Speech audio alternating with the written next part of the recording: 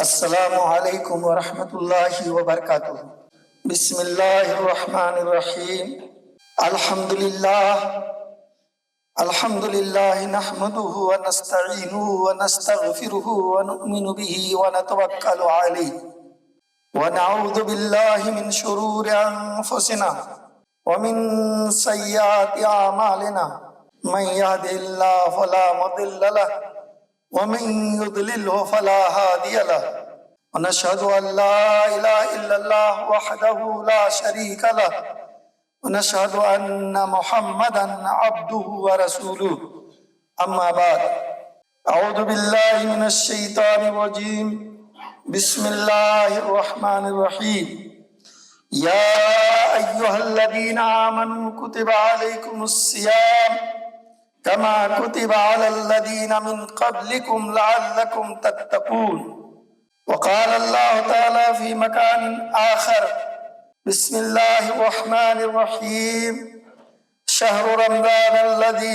أنزل فيه القرآن هدى للناس وبينات من الهدى وقال رسول الله صلى الله عليه وسلم من صام رمضان ایمانا واحتسابا غفر له ما تقدم من ذنبه او کما قال رسول اللہ صلی اللہ علیہ وسلم۔ محترم حاضرین جمعہ، نہایت ہی برکت والا، عظمت والا، تقوی والا مہینہ آنے والا ہے، رمضان المبارک۔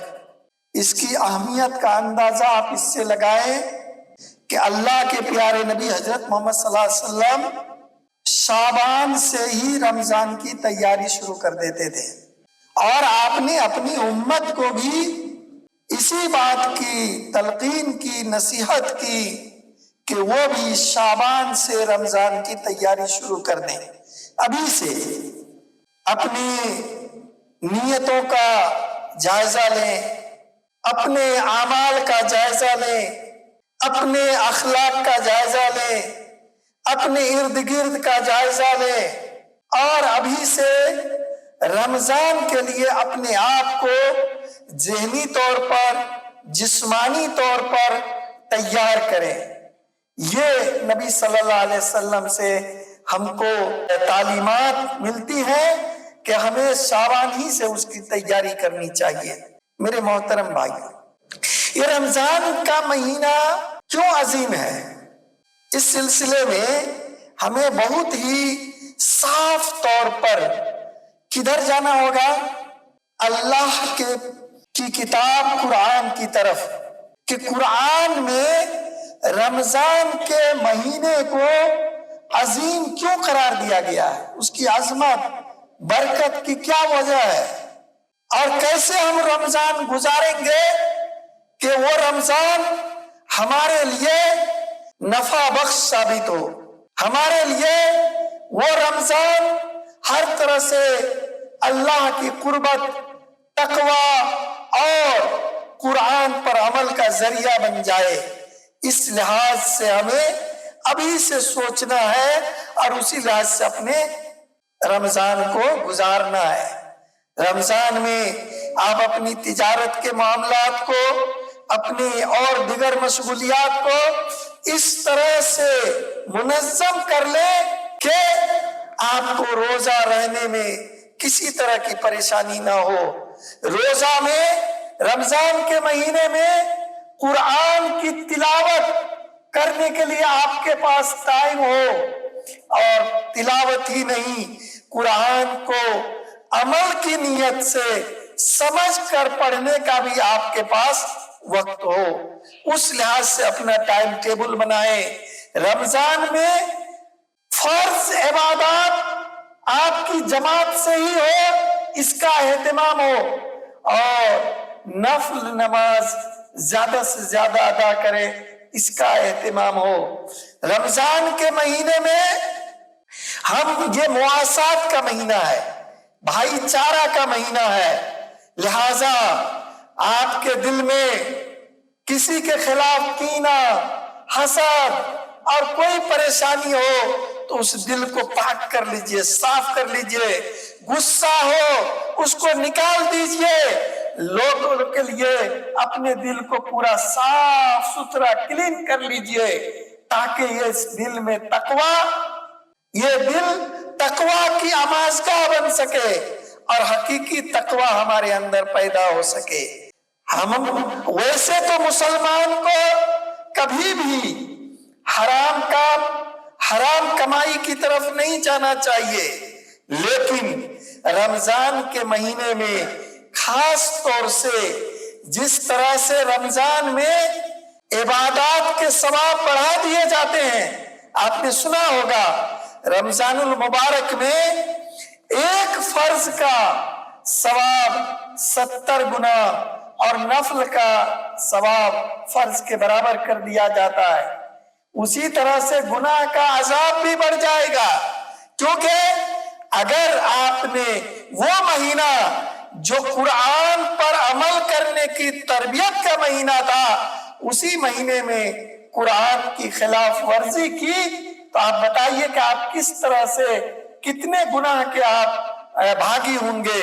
محترم بھائیو، جہاں رمضان کی بڑی فضیلت ہے رمضان کے روزے کی، وہیں رمضان کے مہینے میں اگر ہم نے روزہ کو اس کی روح کے ساتھ نہیں رکھا تو اللہ کے نبی حضرت محمد صلی اللہ علیہ وسلم کی حدیث ہے کہ جس نے رمضان میں حرام کام، غلط کام اور اللہ نے جن چیزوں سے روکا ان کاموں کو نہیں چھوڑا، تو ایسے لوگوں کو بھوک پیاس کے علاوہ اور کچھ نہیں ملے گا۔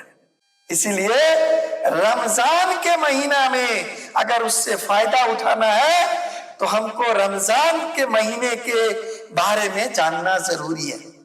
محترم بھائیو، ہمارے یہاں ایک چیز کیا جو ثواب گنایا جاتا ہے نا، تو بعض لوگوں نے اس کو اس طرح سے گنایا ہے یا بعض لوگوں نے اس کو اس طرح سمجھا ہے کہ گویا کہ یہ کوئی کمائی کا مہینہ ہے اور کما کر کے آپ نے جمع کر لیا اور رمضان گزرا، اب کسی نماز کی ضرورت نہیں ہے، کسی قرآن پر عمل کرنے کی ضرورت نہیں ہے، قرآن کی کسی آیت پر عمل کرنے کی ضرورت نہیں ہے، حرام حلال کا کوئی تمیز نہیں ہوگی، بلکہ ہم اب جو رمضان تھا اس نے تو ہمارے سارے گناہ کو معاف کر دیا۔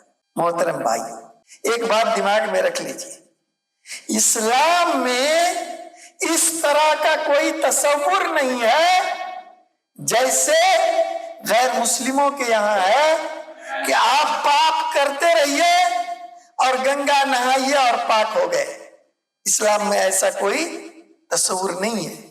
اسلامی عبادت کا ثواب ضرور ہے، لیکن اس عبادت کا ایک مقصد ہے، اگر وہ مقصد پورا نہیں ہوا، اگر وہ مقصد حاصل نہیں ہوا تو روزہ کا کوئی فائدہ نہیں۔ اسی لیے یہ سوچنا کہ رمضان بھر تو ہم پورے رمضان خوب عبادت کریں گے، لیکن رمضان ختم ہونے کے بعد مسجد بھی خالی، رمضان ختم ہونے کے بعد ہمارے لین دین کا معاملہ بھی خراب، ہمارے اخلاق بھی بگڑے ہوئے، تو سمجھ لیجئے اس کا مطلب ہوا کہ روزہ کا نہ آپ کو ثواب ملا نہ فائدہ ملا۔ سمجھ رہے ہیں؟ ہاں، بھوکے پیاسے رہے۔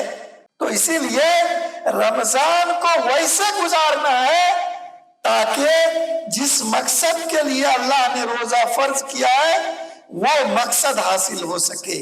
محترم بھائیو، رمضان کا مہینہ ایک طرح سے میں نے کہا کہ مواسات ہے۔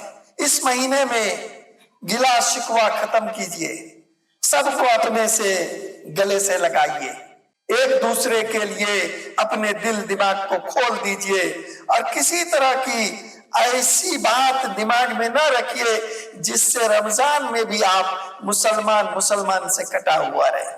آپ کا دل اور دماغ کھل جانا چاہیے۔ محبت بڑھانے کا مہینہ ہے، اسی لیے محبت بڑھانے کے لیے کیا کر سکتے ہیں وہ کیجئے۔ مثال کے طور پر آپ کسی کو افطار میں دعوت کیجیے، بلائیے، اور اگر کوئی دعوت دیتا ہے تو ان کی دعوت قبول کیجیے۔ ہمارے یہاں ایک جہالت یہ بھی آ رہی تھی، اب پتہ نہیں کس حد تک ہے، کہ پہلے ہم بچپن میں سنتے تھے کہ اگر افطار کی دعوت دے دی گئی تو لوگ جانا نہیں مانتے تھے، کہتے تھے پورے دن ہم بھوکے رہے ہیں اور جا کے ثواب اس کو دے دیں گے۔ بات سمجھ رہے ہیں؟ محترم بھائیوں، کیا اللہ کے ہاں جیسے ہم لوگوں کے پاس لیمیٹڈ ہوتا ہے سورس، ویسا ہے کہ اتنا ہی ثواب ہے، اس کو دینا ہے، اس کو نہیں دینا ہے تو اس سے لے کے اس کو دینا ہے؟ یہ اللہ تعالیٰ کے پاس تو سب کچھ پرسست ہے، اتنا زیادہ ہے کہ ہمارا وہم و گمان نہیں ہو سکتا ہے۔ بات سمجھ رہے ہیں نا؟ اسی لیے آپ کسی کے افطار کھائیں گے تو آپ کا روزہ کا ثواب ان کو نہیں جائے گا، بلکہ آپ کو 2 ثواب ملے گا، آپ کو 2 ثواب ملے گا۔ ایک ملے گا روزہ رکھنے کا ثواب، ایک مسلمان بھائی کی دعوت قبول کرنے کا ثواب، 2 ثواب ملے گا۔ لیکن نیت صاف ہونی چاہیے کہ ہم کیوں جا رہے ہیں افطار کے لیے؟ ہم جا رہے ہیں کہ میرے بھائی نے دعوت دی ہے، ہم ان سے محبت پیدا کرنا چاہتے ہیں، اسی لیے اسی طرح سے یہ مہینہ خرچ کا مہینہ ہے۔ اللہ کے پیارے نبی حضرت محمد صلی اللہ علیہ وسلم کے بارے میں آتا ہے کہ ویسے تو اللہ کے رسول صلی اللہ علیہ وسلم ہمیشہ خرچ کرتے تھے، خوب اللہ کے راستے میں خرچ کرتے تھے۔ اچھا، ہم لوگوں کو جب اللہ کا راستہ ہم بولتے ہیں تو ہم صرف سمجھتے ہیں کہ مسجد میں لگا دینا، مدرسے میں لگا دینا، قرآن چھاپ دینا، یہی سب اللہ کا راستہ ہے۔ یہ بھی اللہ کا راستہ ہے، لیکن یہی سب نہیں ہے۔ اللہ کے راستے میں جو نبی لگاتے تھے وہ کیا تھا؟ غریب، بیوہ، مسکین، یتیم، حاجت مند، ضرورت مند، ایسے لوگوں میں وہ لگاتے تھے۔ آج ہمارے ہاں ایک بہت بڑی کمزوری ہے، جس کو عام طور سے بعض لوگ اپنے کچھ مفادات کی وجہ سے اس نظم کو قائم نہیں کرنے دے رہے۔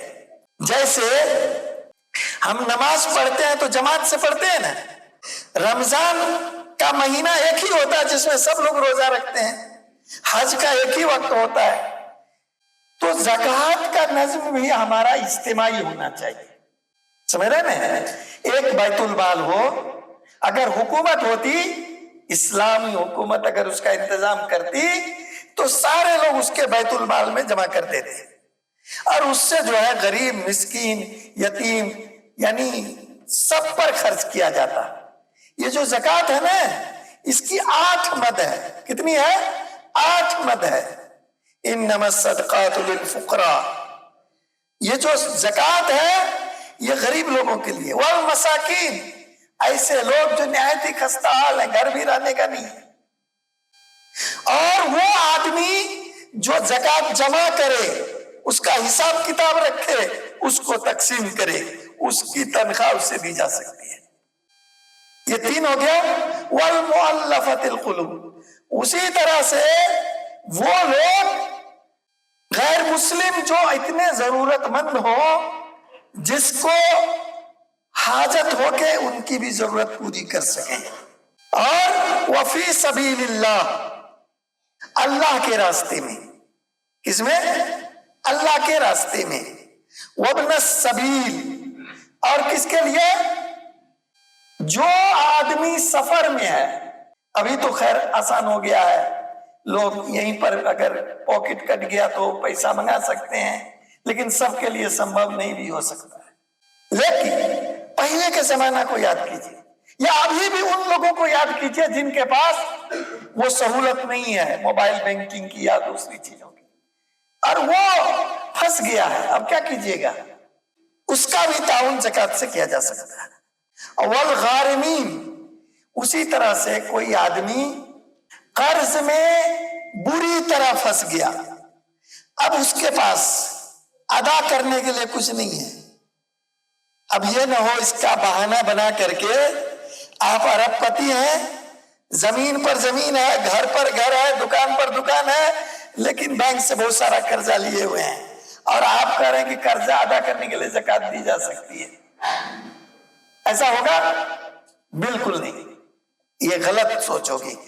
اس کا نہیں، وہ آدمی، غریب آدمی جس کے پاس اس کو ادا کرنے کے لیے کوئی سورس آف انکم نہیں ہے، کوئی ذریعہ آمدنی نہیں ہے، اس کے لیے کہا گیا کہ ان کا اگر قرض دینے والا اتنی وسعت رکھتا ہو اور وہ معاف کر دے تو اللہ کے ہاں وہ بڑا چڑھا کے ملے گا، اگر نہیں تو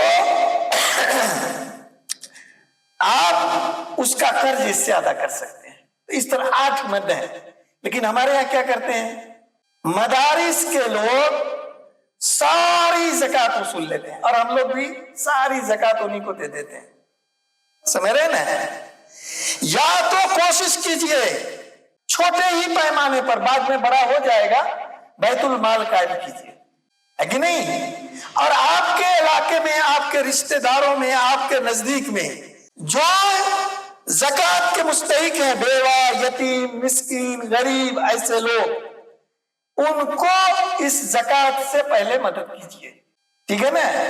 اسی کے ساتھ ساتھ مدارس کے بھی اگر بیت المال قائم ہو جائے گا تو آپ ان کی درخواستیں جمع کر لیجئے، اور ہر مدرسے میں آپ کا نمائندہ جائے اور وہاں دیکھیں کہ یہاں پر کتنے غریب بچے ہیں، کتنے کی کفالت کی جا رہی ہے، اس لحاظ سے آپ جن جن مدرسوں کو چاہیں اس کے لحاظ سے آپ متناسب رقم ان کو بھی دے دیں تاکہ ان کا بھی کام چلے۔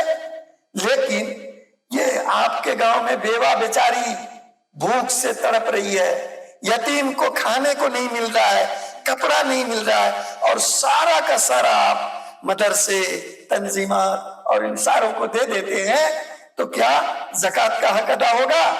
نہیں ہوگا۔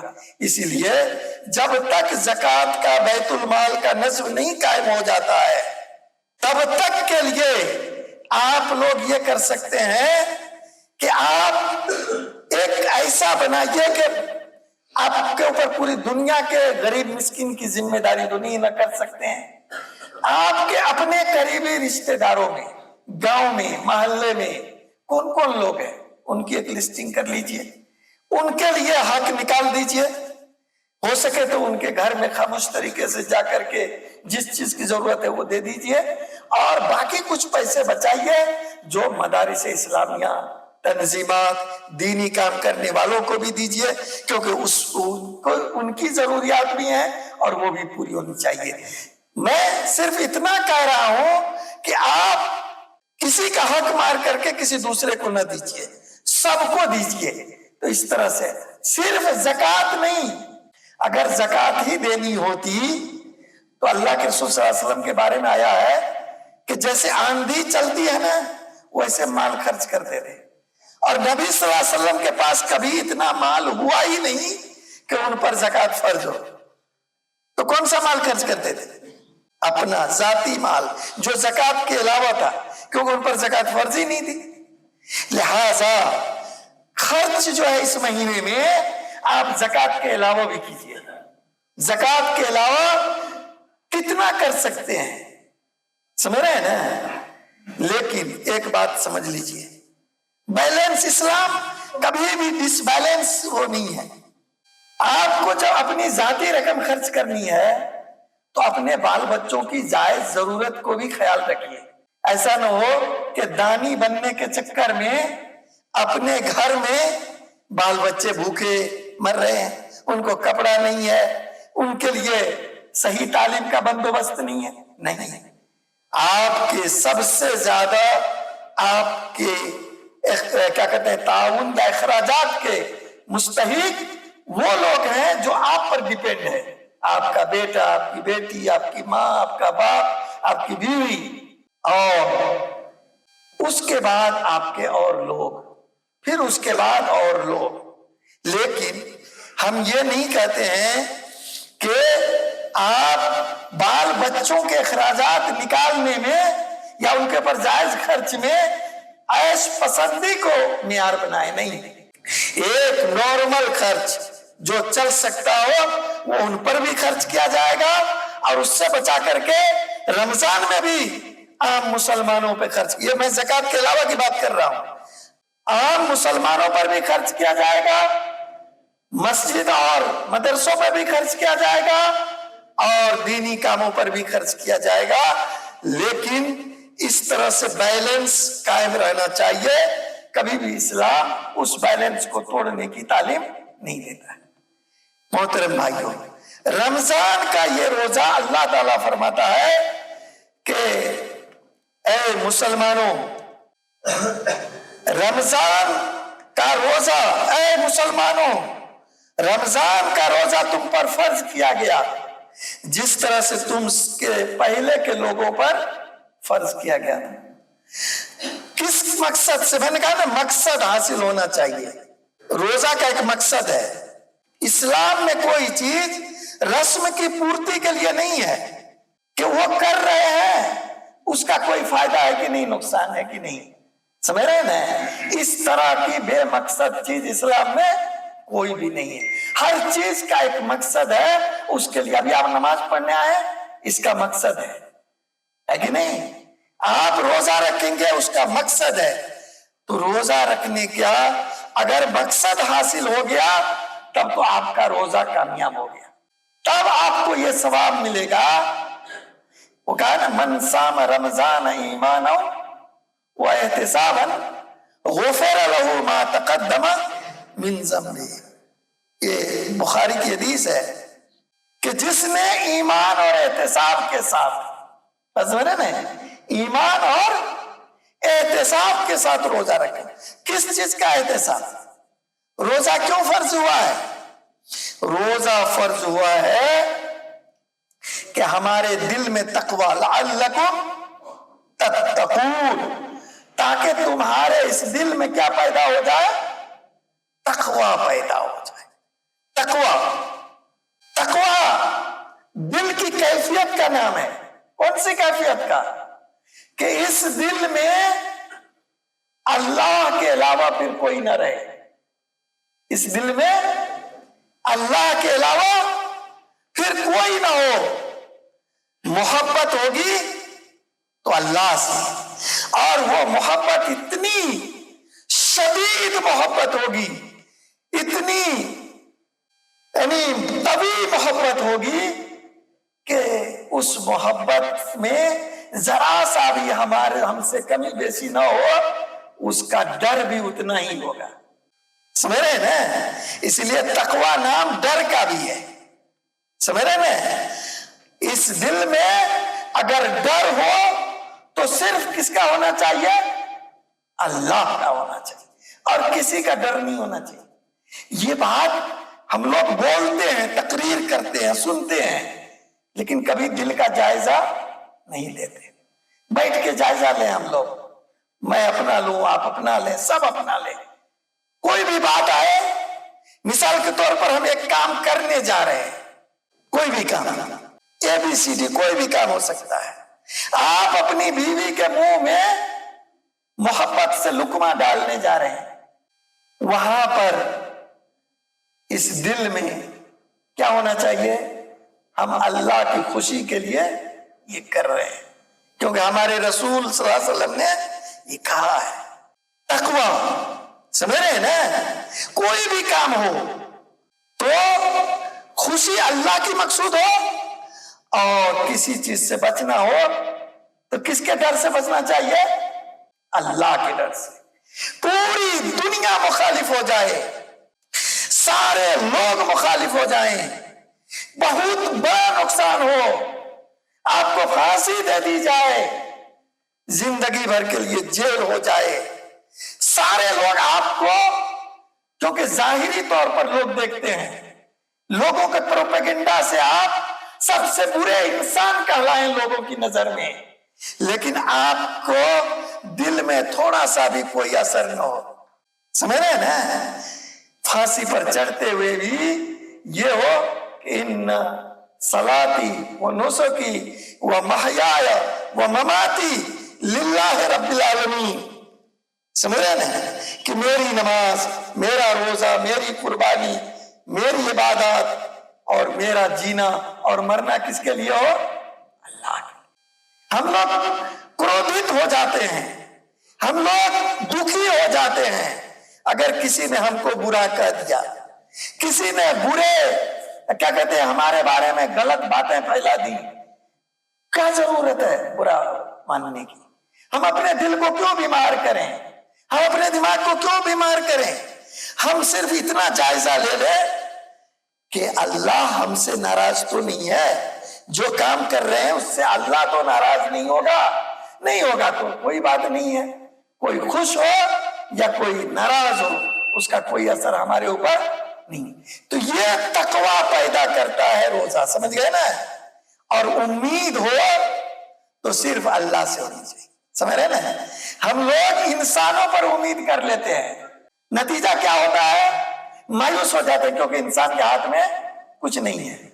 اللہ جس کو توفیق دے گا وہ آپ کے ساتھ کچھ اچھا کرے گا، لیکن جس کو توفیق نہیں دے گا وہ لاکھ چاہے گا وہی نہیں، پوری دنیا چاہے گی، سارے انسان اور جنات چاہیں گے، آپ کو کچھ نہیں دے سکتے ہیں، نہ آپ کا کچھ لے سکتے ہیں۔ یہ کیفیت اگر دل میں بیٹھ گئی تو آپ کا روزہ کامیاب ہو گیا۔